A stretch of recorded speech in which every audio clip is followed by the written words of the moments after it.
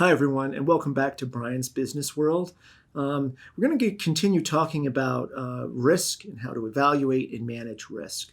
Now, in today's show, I want to talk to you about the topic of recklessness, or one could call it unnecessary risk-taking. Now, you may not think of yourself as particularly reckless. Perhaps because our society makes recklessness look really obvious. For example, someone getting completely drunk, getting behind the wheel, crashing the car, hopefully not hurting anybody else, going 30 miles an hour over the speed limit, recklessly gambling, at the casino, doing very, very obviously foolish and stupid and poorly thought out things. And our society has sort of labeled that's reckless.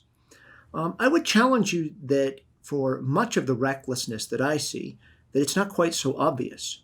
And that I think many people are acting recklessly in many areas of their life without really taking a hard look at their risk-taking and what they're doing.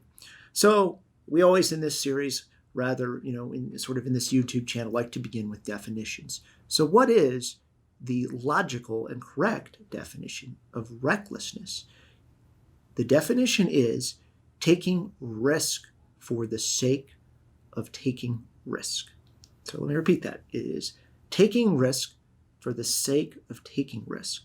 And as a corollary to that definition, not really gaining anything productive by taking such risks. Okay?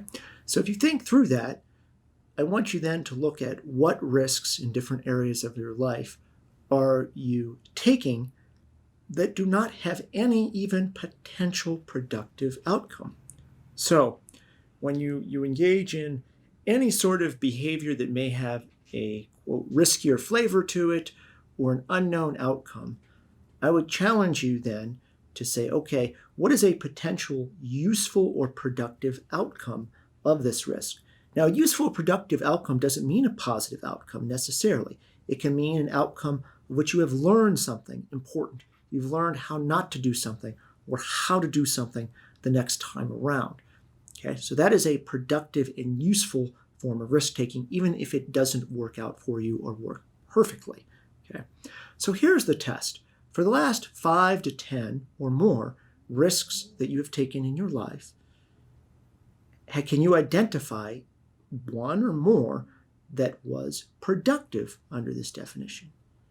Okay, and if you can't, again, last 5 to 10 risks you've taken, you can't identify one or more that is genuinely productive, I would offer to you that you are engaging in recklessness, which is, as we had said, risk-taking for the sake of risk-taking with nothing productive attached to it. So I'd say look at what you're doing, take a cold, hard analysis of that, and then really the hardest thing of all, why? Why are you engaging in that? So once you've got, if the warning bells have come off from this, hopefully they have for you if you are in fact doing that, then you ask why. And again, you can apply this to any area of life. In this series, we tend to look at business and employment, but really you can be very reckless in all areas of life. So hopefully that provides you some guidance and at least a warning flag of when your risk-taking may not be productive and may even be very damaging to you. And eventually, this risk-taking for the sake of it, this recklessness will blow up on you and possibly catastrophically.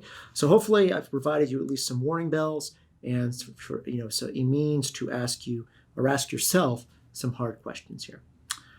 Anyway, thank you for joining us today. I hope you follow us, leave some comments below. We'd love to hear from you. Thank you.